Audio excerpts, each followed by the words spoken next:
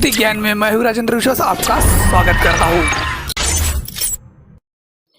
Physics concept के 7th part में आज हम देखने वाले हैं यूनिट कन्वर्शन। और यूनिट कन्वर्शन की इस वीडियो में आज हम करेंगे यूनिट कन्वर्शन ऑफ लेंथ, मतलब लेंथ के अलग अलग यूनिट्स को किस तरह से कन्वर्ट किया जाता है, आज हम इस वीडियो में देखेंगे। तो चलिए स्टार्ट करते हैं यूनिट कन्वर्शन ऑफ लेंथ। देखिए, जब भी आप मेज़रमेंट करते हो डिस्टेंस या डिस्प्लेसमेंट या पाथ लेंथ या रेडियस का, इनको मेज़र करना ही मतलब क्या है, आप लेंथ को मेज़र करते हो। अब देखते हैं यूनिट ऑफ लेंथ। देखिए, अगर आप जब भी लॉन्ग डिस्टेंस को मेज़र करते हो तो आप क्या लेते हो, मेज़रमेंट यूनिट किलोमीटर लेते हो, है ना। वैसे ही metre, centimetre, millimetre, micrometre, nanometre, angstrom, ये सब क्या है, बेसिक यूनिट्स है लेंथ को मेज़र करने के लिए। इन्हीं यूनिट्स का यूज़ करते हैं आप लेंथ को मेज़र करने के लिए। और फिजिक्स में ज़्यादातर यही 7 यूनिट्स का ही यूज़ किया जाता है मेज़रमेंट के लिए। इसके अलावा भी और 2 यूनिट है जो कि है इंच और फुट। इनको भी बहुत ही ज़्यादा आप अपने डेली लाइफ में यूज़ करते हो। तो देखेंगे इन्हीं यूनिट्स के वैल्यू कितना होता है और इनको किस तरह से कन्वर्ट किया जाता है। तो चलिए देखते हैं। पहले तो देख लीजिए, जब भी आपने बचपन से मेज़रमेंट किया, किसी भी चीज़ का अगर मेज़र करना हुआ आपको, या आपको स्कूल में जब पढ़ाया गया तब आपको जब भी मेज़रमेंट करना था, आपने इस तरह का स्केल से आपने क्या किया, मेज़रमेंट किया। अब इस स्केल में अगर ऊपर की लाइंस को देखोगे तो ऊपर का जो स्केल होता है, वो जो डिस्टेंस होता है वो होता है सेंटीमीटर का, और नीचे का अगर आप जो स्केल देख रहे हो वो जो स्केल का डिस्टेंस होता है उसका यूनिट होता है इंच। आपने जब भी मेज़रमेंट किया तो आपको पता है कि जब ऊपर वाले सेंटीमीटर में आपको मेज़र करना था तब आपने क्या किया, 10 जो लाइन है उन 10 लाइन का आपने क्या लिया, 1 सेंटीमीटर लिया। लेकिन एग्जैक्टली अगर हम बात करें कि वो जो 10 लाइन्स है, अब 10 लाइन में जो 1 लाइन्स है वो 1 लाइन कितने का था, अगर आप सेंटीमीटर में निकालना चाहे तो सिंपल है, आप उसको क्या बोलोगे, एक लाइन जो है वो 0.1 सेंटीमीटर का था। क्योंकि देखिए, एक लाइन जो है अगर 10 लाइन 1 सेंटीमीटर का है तो एक लाइन सिंपल है वो 0.1 सेंटीमीटर का ही होगा। लेकिन देखिए, वो 1 लाइन का भी तो कुछ ना कुछ वैल्यू होगा, बिल्कुल उसका भी कुछ ना कुछ वैल्यू है।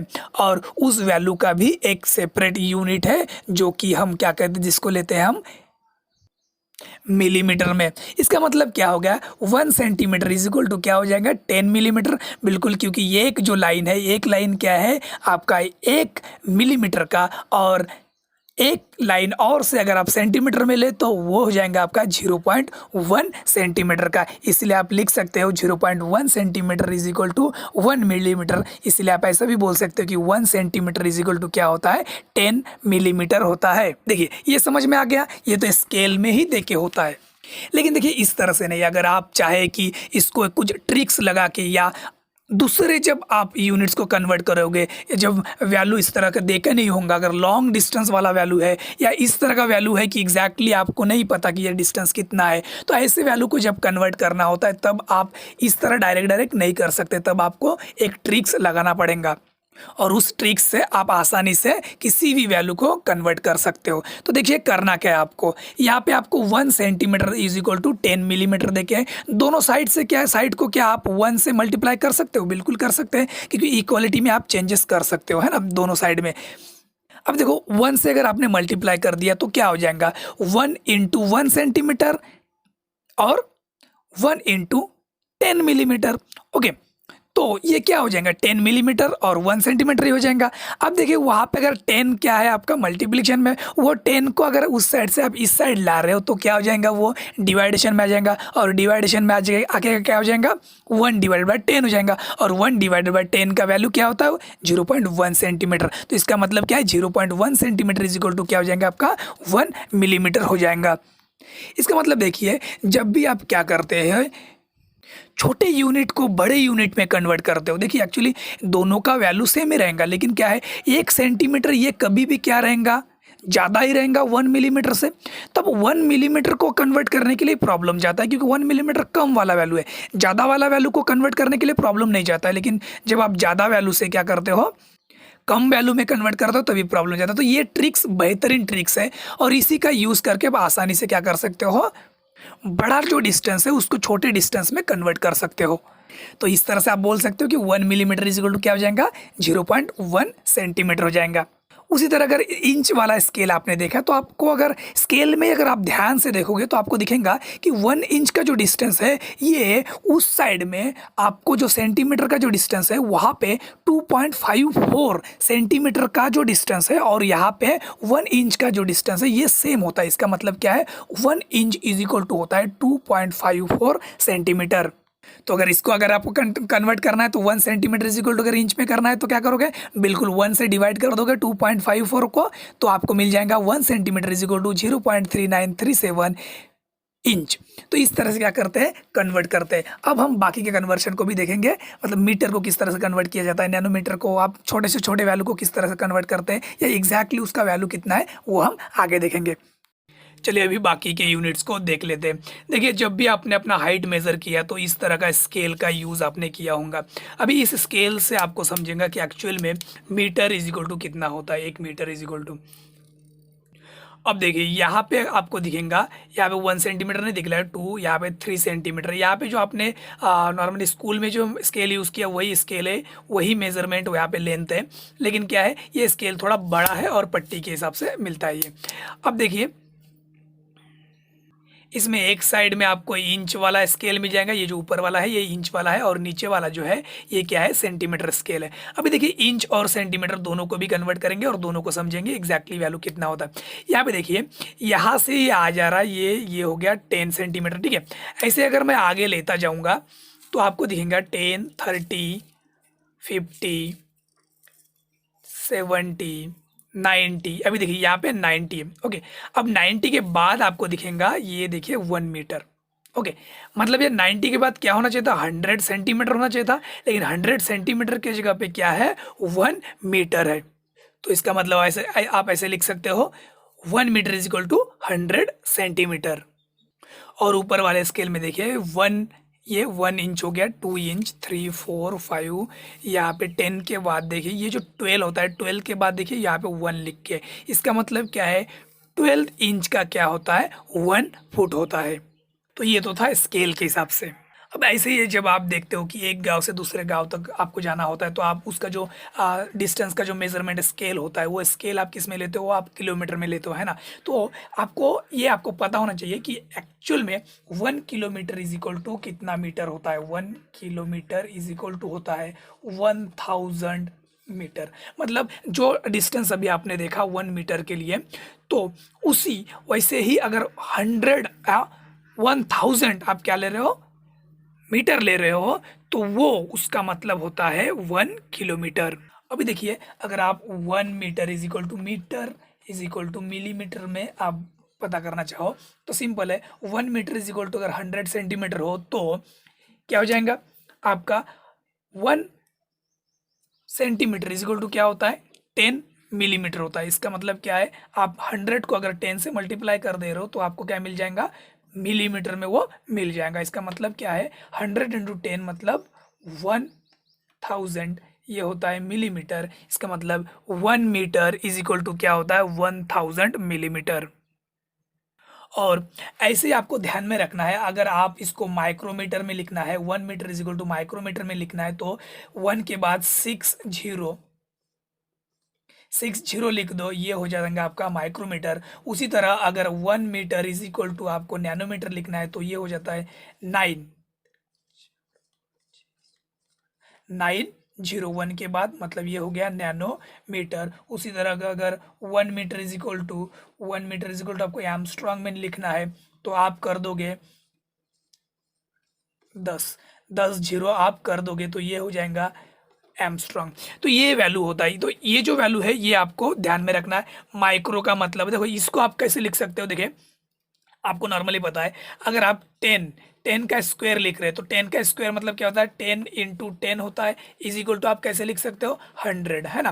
तो इसका मतलब क्या, देखो ये जो पावर है, पावर देखिए अगर आपको डायरेक्ट कन्वर्ट करना है तो आप 1 के बाद ये क्या है, पावर 2 है तो आप 2 जीरो लगा दो, मतलब बस हो गया। उसी तरह अगर 3 होगा तो करके देखिए, 10 × 10 × 10 मतलब क्या हो जाएगा आपका 1000 हो जाएगा। मतलब क्या था, देखिए यहाँ पे 3 0 आ गया। तो इसी तरह से कन्वर्शन होता है। इसका मतलब क्या है, अगर आप इसको अगर आपको कन्वर्ट करना है 10 टू द पावर में, तो आप इसको ऐसे भी लिख सकते हैं 10 टू द पावर 6 माइक्रोमीटर। उसी की बात है क्योंकि 9 0 है यहाँ पे, तो आप इसको लिख सकते हैं 10 टू द पावर माइनस अपना 9 नैनोमीटर। ठीक है, उसी तरह अगर इसको लिखना है तो ये क्या हो जाएगा 10 टू द पावर 10, ये हो गया एंगस्ट्रॉम।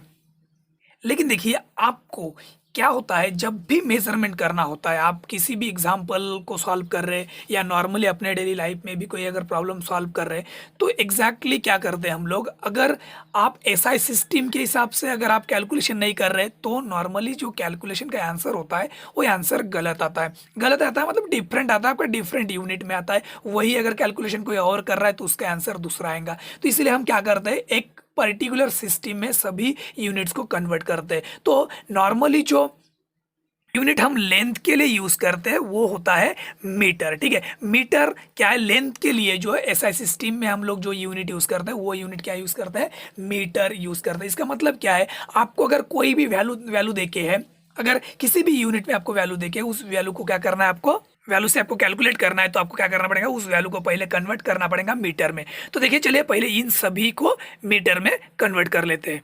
जैसे मैंने आपको थोड़ी देर पहले जो ट्रिक्स बताया था, उसी ट्रिक से आपको क्या करना है, कन्वर्ट करना है। अभी देखिए सिंपल, अगर आपको करना है 1 किलोमीटर इज इक्वल टू क्या होता है, 1000 मीटर होता है। अभी आपको पता करना है 1 मीटर इज इक्वल टू आपको कितना किलोमीटर होगा, हाउ मेनी किलोमीटर। ठीक है, तो वो आपको देखना है। तो सिंपल क्या कर दोगे, ये 1000 है डिवाइड बाय 1 कर दोगे, मतलब क्या हो जाएगा, देखो वैसे करो, या इसको आप ऐसे भी लिख सकते हो 10 टू द पावर, इसको क्या लिख सकते हो 1 2 3 है मतलब 3 लिख सकते हो। तो ये क्या हो जाएगा 1 divided by 10 to the power 3, ऐसा हो जाएगा। अब देखिए जब भी हम क्या करते हैं, अपॉन में टू दी पावर में अगर प्लस हो तो टू दी पावर को हम क्या करते हैं, आपको नीचे वाला जो हिस्सा है, अपॉन वाला जो टर्म है उसको हम ऊपर ले जाते हैं, तब क्या हो जाता है, वो जो पावर है वो पावर माइनस में हो जाता है। मतलब इसी को आप ऐसे भी लिख सकते हो 10 टू दी पावर माइनस 3 भी लिख सकते हो, या आप ऐसे भी कर सकते हो 1/1 divided by 1000 is equal to क्या हो जाएगा 0.001। ओके, तो इसका मतलब क्या है, 1 metre is equal to 0.001 kilometre ये होता है। लेकिन देखिए यहाँ पे जो माइक्रोमीटर या नैनोमीटर या एंगस्ट्रॉम में आपको वैल्यू देखे, इतने ज़्यादा वैल्यू देखे नहीं। नॉर्मल छोटे छोटे वैल्यू होते हैं, जैसे कि 10 माइक्रोमीटर हो गया, या 100 माइक्रोमीटर हो गया, या 100 नैनोमीटर हो गया। तो इस तरह छोटा वैल्यू होता है, तो उसको आपको क्या करना पड़ता है, मीटर में कन्वर्ट करना पड़ता है। तो इसलिए आपको ये भी पता होना चाहिए कि 1 माइक्रोमीटर या 1 नैनोमीटर या 1 एंगस्ट्रॉम इज इक्वल टू कितना मीटर होता है। तो चलिए पहले वही निकाल लेते हैं। देखिए अभी 1 माइक्रोमीटर अगर करो तो सेम फॉर्मूला, सेम ट्रिक्स आपको निकालना है, करना है। इसको जो ये वैल्यू है वो वैल्यू उस साइड से इस साइड आ जाएगा, तो क्या हो जाएगा, वो डिवाइडेशन में आ जाएगा। 1 डिवाइडेड बाय, अगर आपने क्या कर दिया, इतना वैल्यू कर दिया, मतलब 10 टू द पावर 6 कर दिया, और वही 10 टू द पावर अगर ऊपर जा रहा है तो वो क्या होता है, माइनस में आ जाता है। मतलब क्या है, आप इस तरह से भी लिख सकते हो 1 micrometre is equal to 10 to the power minus 6 metre. उसी तरह अगर 1 नैनोमीटर की अगर बात करो, 1 नैनोमीटर इज इक्वल टू होता है, 1 nanometre is equal to 10 to the power minus 9 metre. अभी ये समझे ना। अब इसको भी लिखने का एक तरीका देखिए, एक्चुअली में क्या होता है, अगर 10 टू द पावर कोई टर्म माइनस में है तो माइनस में कब आता है, देखिए अगर आप क्या लिखे हो 1 डिवाइडेड बाय 100 लिखे हो, तो इसको ऐसे भी लिख सकते हो आप 1 divide by 100 is equal to 0.01, या आप इसको ऐसे भी लिख सकते हो 1 divide by 10 to the power 2। अब ये पावर ऊपर चला जाएगा तो इसको कैसे लिख सकते हो आप, 10 टू द पावर माइनस 2। तब देखिए 10 टू द पावर माइनस 2 का जो वैल्यू है ये क्या होता है, 0.01। उसी तरह से अगर आपको करना है 1 आर्मस्ट्रॉन्ग इज इक्वल टू कितना होता है, 10 to the power minus 10 metre. तो ये हो गया, आपने क्या कर लिया, सभी वैल्यू को मीटर में कन्वर्ट कर लिया। अभी आपको कोई प्रॉब्लम नहीं जाएगा कैलकुलेशन में, क्योंकि अगर वैल्यू कितना भी देके हो, आपको मीटर में कन्वर्ट करना अगर आ गया तो आप बस इसी तरीके से उसको मीटर में कन्वर्ट कर लीजिए। अभी देखिए अगर 10 टू द पावर माइनस में कोई टर्म देखे हो तो उसको आप डायरेक्ट कैसे लिख सकते हो, 10 टू द पावर जैसे यहाँ पे आपको -3 देखे, तो करना क्या है, पहले तो आप इक्वल टू 0 पॉइंट लगा दो। 0 पॉइंट लगाने के बाद जितना नंबर है, अभी कितना नंबर है यहाँ पे 3 है, 3 माइनस 1 करो तो कितना हो जाएगा 2, तो 2 0 लगा दो और लास्ट में 1 लगा दो। बस यही कंसेप्ट है। इससे आप डायरेक्ट पावर में कितना भी टर्म देखो, ऐसे 10 रहे, 11 रहे, 100 रहे, कितना भी रहे, लिखना कैसे, 0 पॉइंट देखना देना है, उसके बाद जितना नंबर आपके पावर में देखे उससे एक जीरो कम करके, एक नंबर कम करके आपको जीरो लगा देना है टोटल नंबर, और बाद में आपको लास्ट में 1 कर देना है। तो ये 10 टू द पावर माइनस में जो पावर होता है उसका कन्वर्शन है। आई होप आपको पूरा कंसेप्ट समझ में आ गया होगा। अगर कोई डाउट हो तो कमेंट्स बॉक्स में लिखना ना भूलिए, और वीडियो अगर अच्छा लगे तो लाइक्स, सब्सक्राइब और शेयर करना ना भूलिए। Thank you for watching.